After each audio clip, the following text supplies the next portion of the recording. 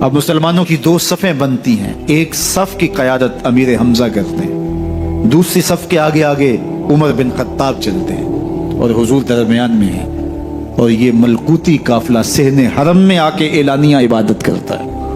حضرت عبداللہ ابن مسعود رضی اللہ تعالیٰ عنہ فرماتے ہیں، عمر کا اسلام لانا اسلام کے لیے عزت کا سبب بنا، اسلام کے وقار کی علامت بن گیا۔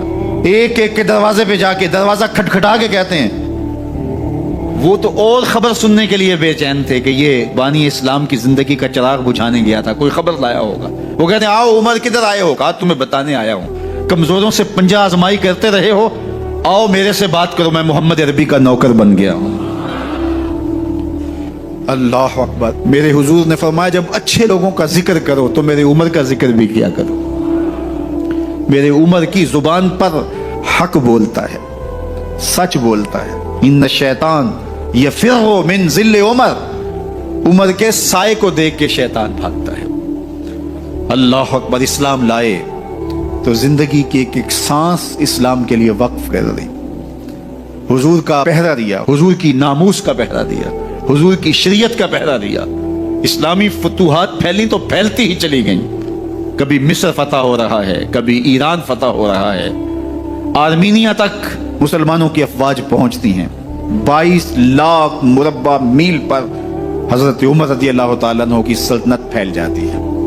عدل و انصاف کا دورہ ہوتا ہے۔ زمانے نے دیکھا کہ غیر مسلم بھی عدالت میں کھڑا ہے تو اسے خوف نہیں ہوتا تھا کہ میرے سے ناانصافی ہوگی، اس لیے کہ حکومت عمر کی چل رہی ہے۔ وہ بھی مطمئن ہوتا تھا کہ میرے ساتھ انصاف ہو۔ عبداللہ بن عمر اور عبید اللہ بن عمر بصرہ سے گزر رہے تھے ایک جنگ سے واپسی پر، تو حاکم بصرہ نے آپ کو کچھ پیسے دیے کہ یہ مال غنیمت میں جا کے جمع کروا دینا، اور پھر خود ہی مشورہ دیا کہ عراق کے اندر فلاں فلاں چیز بہت سستی مل جاتی ہے اور حجاز میں ان چیزوں کی قیمت زیادہ ہے، تو اگر آپ ایسا کر لیں کہ یہ ان پیسوں سے خرید لیں اور جا کے مدینہ المنورہ میں فروخت کر دیں، تو جو زائد پیسے آپ کمائیں گے وہ آپ کے ہوئے، اور یہی اشرفیاں جو میں نے دی ہیں آپ کو، اتنی اشرفیاں بیت المال میں جمع کروا دینا۔ تم نے محنت کی ہوگی، تجارت کی ہوگی، تو جتنے بچیں گے وہ آپ کے ہوں گے۔ تو انہوں نے کہا بہت اچھا، وہاں سے مال خرید لیا، مدینہ المنورہ میں آ کے بیچ دیا۔ جتنی اشرفیاں انہوں نے وہاں سے دی تھی بیت المال کے لیے، اتنی بیت المال میں جمع کروا دی۔ حضرت عمر رضی اللہ تعالیٰ عنہ کو پتہ چلا، بیٹوں کو بلایا، کہا کہ سنا ہے تم نے کوئی کمائی کی ہے؟ کہا جی ہم نے تو تجارت کی اور جو مال لیا تھا اتنا مال بیت المال میں جمع کروایا ہے۔ کہا تم بیت المال کے پیسوں پر کمائی کی ہے، وہ پیسے بھی تمہیں بیت المال میں جمع کروانے پڑیں گے۔ یہ عمر ہیں رضی اللہ تعالیٰ عنہ۔ رومی شہنشاہ کی بیوی سلام بھیجتی ہے حضرت عمر رضی اللہ تعالیٰ عنہ کی اہلیہ کو، تو وہ 1 دینار ادھار لے کر کے اس کا عطر خریدتی ہیں اور شیشیوں میں ڈال کر کے ان کو بھیجتی ہیں کہ چلو ایک رواداری کا اچھا ثبوت فراہم کیا جائے۔ تو وہ واپسی پر انہی شیشیوں کے اندر قیمتی موتی بھر کے بیچتی ہیں، جواہرات بھر کے بیچتی ہیں۔ حضرت عمر رضی اللہ تعالیٰ عنہ فرماتے ہیں، لاؤ یہ سارے جواہرات، سب کو فروخت کرتے ہیں، 1 دینار اس کو دیتے ہیں، باقی بیت المال میں جمع کر دیتے ہیں۔ تو جب اپنی زندگی اتنی محتاط ہوگی، اتنی خوبصورت ہوگی، تو پھر کس طرح کوئی گورنر زیادتی کر سکتا ہے؟ تو حضرت سیدنا عمر رضی اللہ تعالیٰ عنہ نے اپنا طرز زندگی اور انداز معاشرت اتنا سادہ اور اتنا خوبصورت رکھا کہ اس کے مطابق تمام گورنروں کو ڈھالنے کی تلقین کی۔ آپ جب بھی کسی شخص کو بطور گورنر اس کا تعین کرتے تو اس کو یہ نصیحتیں کرتے، ایک ترکی گھوڑے پہ سوار نہیں ہوں گے، باریک کپڑا نہیں پہنیں گے، اور انچنے آٹے کی روٹی کھائیں گے، مکان کا دروازہ نہیں لگائیں گے، کوئی حاجب نہیں رکھیں گے، چوکیدار نہیں رکھیں گے، بواب نہیں رکھیں گے، جو تمہارے تک پہنچنا چاہے ڈائریکٹ پہنچ جائے۔ اللہ اکبر۔ اور پھر جب کسی کو متعین کیا جاتا اس کی جائیدادیں لکھ دی جاتی کہ اس کے پاس کتنی جائیداد ہے، وہ حساب اپنے پاس رکھتے، اور جب وہ معزول ہوتا یا اس کا وقت ختم ہوتا تو آپ دیکھتے کہ اب اس کے پاس جائیداد کتنی ہے۔ اگر وہ جو پہلے آپ نے اپنے پاس ریکارڈ رکھا ہوتا اس سے جائیداد اس کی زیادہ ہوتی تو حضرت عمر بقیہ جائیداد بیت المال میں جمع کرتے۔ اللہ اکبر۔ اور یہ کیسے تھا؟ गवर्नर बोल नहीं सकता था, इसलिए कि हजरत उमर की अपनी बूदोबाश भी इसी तरह की थी, अपना तर्ज जिंदगी भी इसी तरह का था।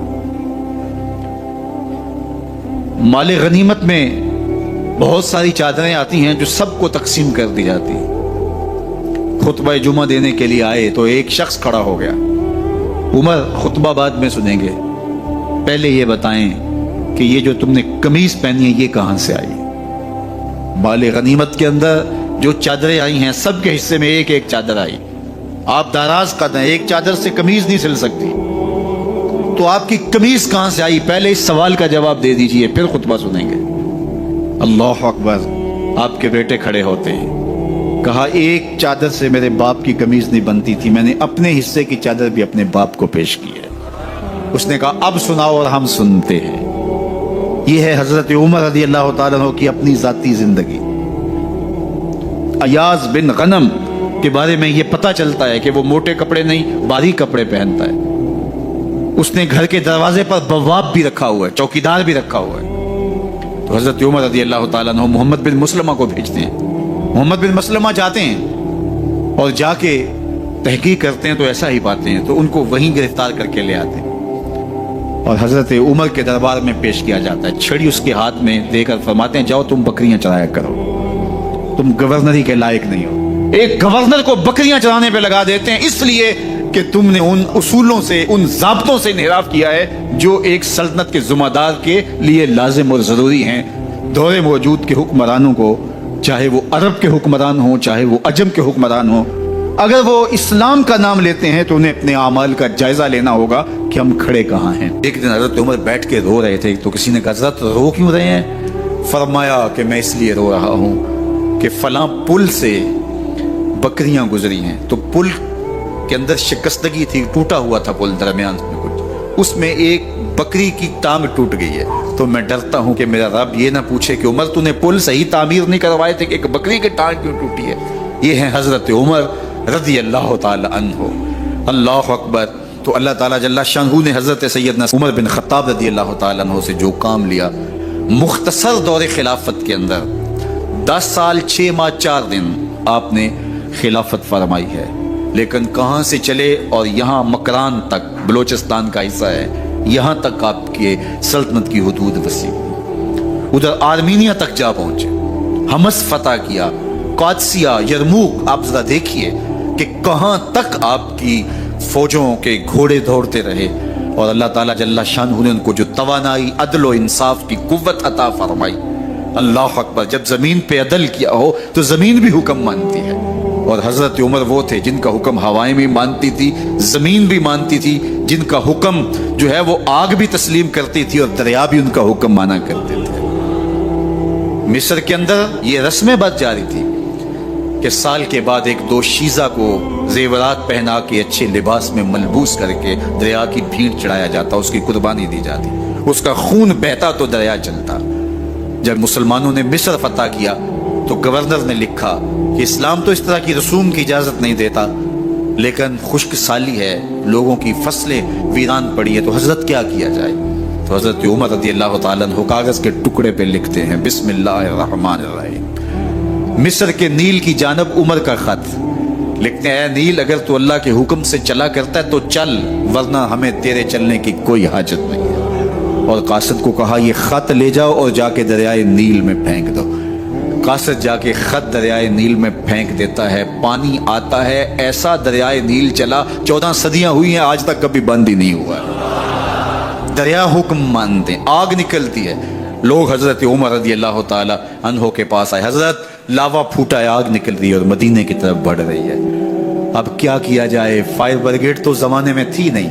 उमर ने अपनी कमीज उतारी, जिस कमीज पे 17 पैबंद लगे हुए थे चमड़े के, कहा ये कमीज ले जाओ, जिधर आग बढ़ रही है आगे ढालना, आग पीछे भाग जाएगी। जलजला आता है तो जमीन पे दुर्रा मारते हैं, जमीन रुक जा, क्या उमर ने तेरी छाती पे अदल नहीं किया है? तो ये उमर है रज़ी अल्लाह ताला अन्हु कि जिनके इंसाफ की वजह से, जिनके अदल की वजह से अल्लाह ताला की रहमत और उसकी बरक़ात का नज़ूल होता था, और अल्लाह ताला ने मुसलमानों को वो आबरूमंद हुकूमत दी।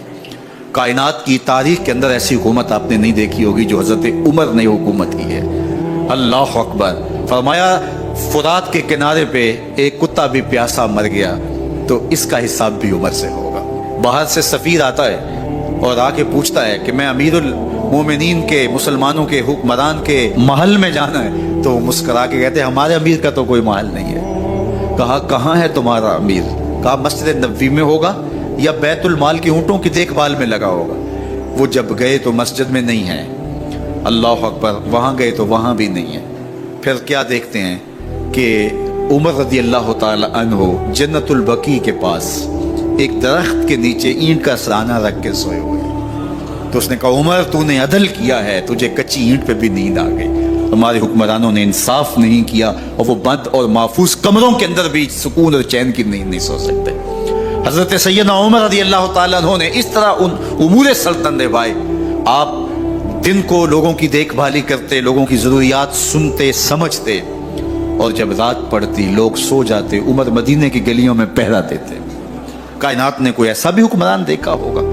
अल्लाह अकबर। वो मुजाहिद जो मुख्तलिफ महाजात पे गए हुए होते, उनके घरों की देखभाली करते, उनकी ज़रूरियात का ख्याल रखते, उनकी आबरू का पहरा देते। रातों की तन्हाइयों के अंदर हजरत उमर उठते और जाके गश्त करते, चक्कर लगाते, देखते कोई आंख पर नम न हो, मुफलसी का किसी घर में मातम न हो। हजरत उमर रज़ी अल्लाह ताला अन्हु जब ईमान लाए तो आपने एक एक काफिर के घर के दरवाजे पे खड़े होकर कहा कि तुम कमजोरों को मारते थे, मैं तुम्हें बताने आया हूं मैं मोहम्मद अरबी का नौकर बन गया। बल्कि आपने ऐलान किया जिसने अपनी बीवी को, बेवा और बच्चों को यतीम करवाना हो और अपने माँ बाप की कमर को झुकाना हो, वो उमर के मुकाबले में आए। अल्लाह अकबर। जुनैरा नामी एक खातून थी, बहुत कमजोर। रावी कहता है कि उसकी हड्डियों में गोदा नहीं था, इश्क रसूल था। और उसका जालिम आका उसको मारता है, और जब मार मार के थक जाता है, उधर से उमर आ रहे हैं। ये इस्लाम लाने के पहले की कहानी है। तो उधर से उमर आ रहे हैं तो उसने कहा उमर तुम जवान आदमी हो तो ये छोड़ती नहीं है अपने नबी का नाम, जरा तुम आओ। तो उमर कोड़ा पकड़ लेते हैं, उसे मारते हैं। मारते मारते थक जाते हैं तो पानी पीने लगते हैं। तो कहते हैं मुझे तेरे पे तरस नहीं आया, लेकिन मैं ज़रा पानी पीने लगा हूँ। और फिर गले के अंदर डाल करके कोड़ा उसकी रस्सी को बल देते हैं और उसकी आंखें बाहर निकल आती हैं और कहते हैं बुला अपने नबी को जो तेरी आंखों की बेनाई वापस करे। अल्लाह अकबर। तो उसने आसमान की तरफ मुंह करके कहा मालिक मैं कभी भी आंखों की बेनाई ना मांगती, लेकिन अब तेरे नबी की इज्जत का सवाल है। आंखों की बेनाई वापस हो जाती है। जुनैरा को बड़ा मारा। आज उमर गलियों में आंखों में आंसू हैं और अजीब दिले बेताब है और कहते हैं आओ भाई मैं हुजूर का गुलाम बन गया हूं, तुम्हें बताने आया हूं। जुनैरा ने मोड़ काटा तो आगे उमर ये आवाज दे रहे थे। जुनैरा एक कोने पे खड़े होकर रो के कहती है उमर तुम तो बड़े उस दिन जोशो गजब में थे और तुम मारते हुए थकते नहीं थे। तो उमर ने कहा जुनैरा उस दिन मैंने देखा नहीं था, अब मैं मोहम्मद अरबी को देख आया हूं। जिन्ना वेख्या नहीं हो करन गल्ला, जिन्ना वेख्या नहीं हो करन गल्ला, जिन्ना वेख्या हो ते बोल दे नहीं, जेड़े महरम राज हकीकत दे और राज हकीकत खोल दे नहीं। तो हजरत उमर रज़ी अल्लाह ताला अन्हु ईमान लाए। हजरत अब्दुल्ला इब्ने मसूद रज़ी अल्लाह ताला अन्हु फरमाते हैं कि हजरत उमर का ईमान लाना मुसलमानों के लिए इज्जत का सबब था। उनका हिजरत करना मुसलमानों की नुसरत थी और उनकी खिलाफत मुसलमानों के लिए रहमत थी। हजरत उमर रज़ी अल्लाह ताला अन्हु वो हैं कि मेरे हुजूर ने फरमाया लोगों जब नेक लोगों का जिक्र करो तो मेरे उमर का तज़किरा जरूर किया करो। मेरा उमर वो है कि जब वो एक समत से आ रहा हो, एक गली और बाजार से आ रहा हो तो शैतान भी आ रहा हो, उमर को देख के रास्ता तब्दील कर लेता है। हजरत उमर रज़ी अल्लाह ताला अन्हु की तबीयत के अंदर जो जाहो जलाल था, तबीयत के अंदर जो सख्ती थी, वो इस्लाम के अंदर आकर भी कायम रही। और आपने वही सख्ती, वही जाहो जलाल जो पहले मुसलमानों के खिलाफ था, अब कुफ्फार के खिलाफ, मुनाफिकीन के खिलाफ हजरत उमर की तबीयत के अंदर वो जोश खरोश बदस्तूर मौजूद रहा। लेकिन जिस दिन आप खलीफा बने तो उस दिन आपने मिंबर पे चढ़ के जो खुतबा दिया उसमें कहा लोगों मैं सख्त इसलिए था कि रसूलुल्लाह नरम थे, फिर मैं सख्त इसलिए था कि हजरत अबू बकर सिद्दीक नरम थे, अब मैं तख्ते खिलाफत पे बैठा हूँ, अब मेरी सख्ती जो है वो नरमी में तब्दील हो गई। सिर्फ फासिकों, फाजिरों और बागियों के लिए मैं सख्त हूँ, बाकी तुम्हारे लिए नरम हूँ। सबसे कम जो तनख्वाह बैतुल माल से अगर किसी वजूद ने ली है तो वो हजरत उमर रज़ी अल्लाह ताला अन्हु ने ली है। صرف 2 جوڑے لیتے تھے سال میں، اور راوی کہتا ہے کہ میں نے دیکھا ہے کہ اس میں بھی 17 پیبند لگے ہوتے تھے۔ حضرت عمر رضی اللہ تعالیٰ عنہ کا طرز زندگی، آپ کا انداز معاشرت اور آپ کا انداز خلافت، ہر لمحہ آپ کی زندگی کا اٹھا کے دیکھیے کتنی مرتبہ قرآن حضرت عمر کی رائے کے مطابق نازل ہوا ہے۔ اللہ تعالیٰ جل شانہ نے ان کو صاحب الہام بنایا تھا۔ ہر امت میں کوئی صاحب الہام ہوتا ہے، حضور کی امت کا صاحب الہام حضرت عمر رضی اللہ تعالیٰ، اور آقا کریم نے انہیں اپنا وزیر قرار دیا۔ فرمایا میرے 2 وزیر آسمانوں میں ہیں، 2 وزیر زمینوں میں ہیں۔ آسمانوں کے وزیر جبرائیل اور میکائیل ہیں، اور زمین کے وزیر ابو بکر اور عمر ہیں رضی اللہ تعالی عنہما۔ حضرت عمر رضی اللہ تعالی عنہ جا رہے تھے نا، رات کو پہرے پہ کھڑے تھے، تو ایک گھر سے ایک خاتون اپنی بیٹی کو کہہ رہی تھی دودھ میں پانی ڈال لو، تو بیٹی بولی امیر المومنین نے منع کیا ہے، تو کہا امیر المومنین کب دیکھ رہے ہیں؟ تو بیٹی بولی امیر المومنین نہیں دیکھ رہے، ان کا رب تو دیکھ رہا ہے۔ حضرت عمر دروازے پہ نشان لگایا تو آ گئے، دن کے اجالے میں پھر اس گھر کے دروازے پہ گئے اور صاحب خانہ سے کہا کہ اپنی بیٹی کا رشتہ میرے بیٹے کے لیے دے دو۔ امیر المومنین سوالی بن کے کھڑا ہے اس گھر میں، کہا اس بیٹی کا رشتہ مجھے دے دو۔ ان کو اور کیا چاہیے تھا؟ امیر المومنین کے بیٹے کے لیے رشتہ قبول کر لیا گیا۔ پھر اللہ تعالیٰ جل شانہ ان کو ایک بیٹی دی، اس بیٹی سے اللہ نے ایک بیٹا انہیں دیا، اس بیٹے کا نام حضرت عمر بن عبدالعزیز ہے۔ تو جب مائیں اللہ سے ڈرنے والی ہوں، تنہائی میں ڈرنے والی ہوں، تو پھر اولادیں ایسی ہوتی ہیں۔ اپنی اولادوں کی تربیت کرو، جب بچے چھوٹے ہی ہوں تو ان کے تصور میں یہ بات اچھی طرح سے راسخ کر دو کہ اللہ دیکھ رہا ہے۔ پھر وہ کبھی رشوت نہیں لیں گے کہ اللہ دیکھ رہا ہے، اور وہ کبھی خیانت نہیں کریں گے کہ اللہ دیکھ رہا ہے، وہ کبھی ملک کے راز کو نہیں بیچیں گے کہ اللہ دیکھ رہا ہے، وہ جو ہے وہ بد نگاہی نہیں کریں گے کہ اللہ دیکھ رہا ہے۔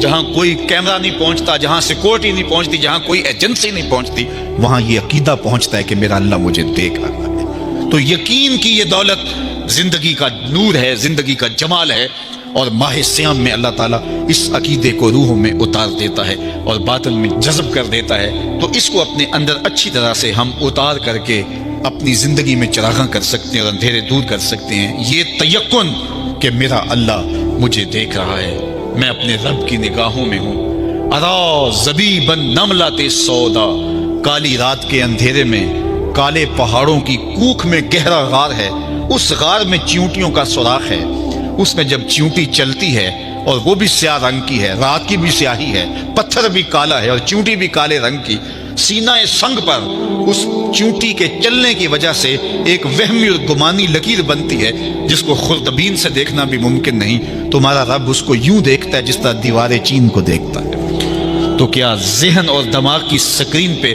آنے والے خیالات سے وہ غافل ہو سکتا ہے؟ کیا وسوسوں سے وہ غافل ہو سکتا ہے؟ تو آئیے اس یقین اور اس تیقن میں جینے کا گود سیکھیے، دیکھیے زندگی کتنی نور اللہ نور ہو جائے گی کہ میرا اللہ مجھے دیکھ رہا ہے، میرا اللہ مجھے ملاحظہ کر رہا ہے، میں اس کی نظروں سے، اس کی نگاہوں سے پوشیدہ نہیں۔ جب حالات بہت کٹھن ہو گئے مکہ المکرمہ کے اور اللہ کی طرف سے ہجرت کا حکم آنے والا تھا، تو حضرت ابو بکر رضی اللہ تعالی عنہ کو حضور نے کہا کہ اے ابو بکر تیار رہنا، امر الہی کہ آتے ہی ہم اس شہر کو چھوڑ دیں گے۔ اور پھر وہ وقت آیا کہ جب کفار نے حضور کے گھر کا محاصرہ کر لیا، آقا کریم علیہ السلام کو معاذ اللہ شہید کرنے کے ارادے سے ارد گرد جمع ہو گئے۔ آقا کریم علیہ السلام نے ہاتھ میں خاک پکڑی اور سورہ یاسین پڑھتے ہوئے ان کی آنکھوں میں جھونکتے ہوئے حضور گزر گئے اور انہیں پتہ بھی نہ چلا، اور وہ مکان کا محاصرہ کیے ساری رات کھڑے رہے۔ صبح بستر سے حضرت علی المرتضیٰ اٹھے، اللہ اکبر، تو آقا کریم علیہ السلام نکل گئے اور حضرت ابو بکر صدیق کے گھر تشریف لے گئے۔ اب دروازے کو دستک دینے لگے تو آواز آئی حضور میں حاضر ہوں۔ حضرت ابو بکر صدیق تیار کھڑے تھے، تو کہا ابو بکر تم تیار ہو؟ کہا حضور آپ نے کہا نہیں تھا کہ تیار رہنا، کبھی ہجرت کا حکم آ سکتا ہے تو میں تو اس دن سے ہی تیار رہتا ہوں کہ کب حضور آئیں اور جو فرمائیں میں وہی کروں۔ اور پھر وہاں سے لے کے حضور کو وہاں تک گئے، اور جبل سور کی چوٹی پر وہ غار ہے، اللہ اکبر، اس غار میں جانے سے قبل حضور کو باہر بیٹھنے کا کہا۔ عرض کی حضور ذرا میں غار کے اندر کے ماحول کا جائزہ لے لوں۔ غار کے اندر اترے، پہلے اس کو صاف کیا غار کو، پھر دیکھا جگہ جگہ سوراخ تھے، تو اپنا امامہ پھاڑ کے قمیض اتار کے اس کے ٹکڑے کر کے ان سوراخوں میں کپڑا دے دیا۔ 2 سوراخ ایک روایت کے مطابق، اور ایک روایت کے مطابق 1 سوراخ بچ گیا، اس میں اپنی ایڑی رکھ دی۔ اور پھر آواز دی جان عالم اندر تشریف لائی. تو آقا کریم علیہ الصلوۃ والسلام غار میں چلے گئے تو سیدنا صدیق اکبر رضی اللہ تعالی عنہ نے اپنی گود میں آپ کا سر رکھا اور حضور لیٹ گئے. اللہ اکبر، کیا منظر ہوگا. صدیق اکبر نے حضور کو دیکھا اور جی بھر کے دیکھا، اور ایسا دیکھا کہ کوئی اور شریک بھی نہیں تھا. یہ واقعہ حضرت سیدنا عمر سے روایت ہے، کتب سیاح میں ہے. اور حضرت عمر رضی اللہ تعالی عنہ یہ بات بیان کرتے ہوئے رو پڑے، اور آپ کہا کرتے تھے کہ ابو بکر یہ غار والی نیکی مجھے دے دیں اور میری ساری زندگی کی نیکیاں دے دیں. اللہ اکبر. تو حضور علیہ الصلوۃ والسلام حضرت ابو بکر صدیق کی آغوش میں ہیں. اب ہوا کیا کہ سانپ نے جب ہر راستہ مسدود پایا تو خیر وہ اس راستے پہ پہنچا جہاں انسانی گوشت نظر آیا. تو سانپ نے پھر ڈنگ لگایا. سانپ کا ڈنگ اچانک، تو انسان تو کپ کپا کے رہ جاتا ہے. اچانک تو چونٹی کاٹ جائے تو انسان کپ کپا کے رہ جاتا ہے. چھپکلی گر جائے اچانک تو بندہ اپنے وجود کو جو ہے وہ متوازن نہیں رکھ پاتا. تو نیچے سے سانپ اور وہ ڈنگ لگا رہا ہے. لیکن لفظ سنیے، یہ حضرت عمر کی روایت ہے کہ حضرت سیدنا صدیق اکبر نے اپنی ٹانگ کو جنبش نہیں آنے دی، مخافۃ ان یتنبہ رسول اللہ، اس ڈر سے کہ کہیں حضور بیدار نہ ہو جائے. ساری توجہ ادھر رہی، بے اختیار آنکھوں سے آنسو ڈھلک پڑے. درد کی شدت اتنی تھی اور آنسو گرے تو حضور کے رخسار پہ. آقا کریم بیدار ہو گئے. بیدار ہوتے ہی میرے حضور نے کہا، مالک یا ابا بکر، ابو بکر کیا ہوا؟ تو یہ ہوتی ہے ہنگامی صورتحال.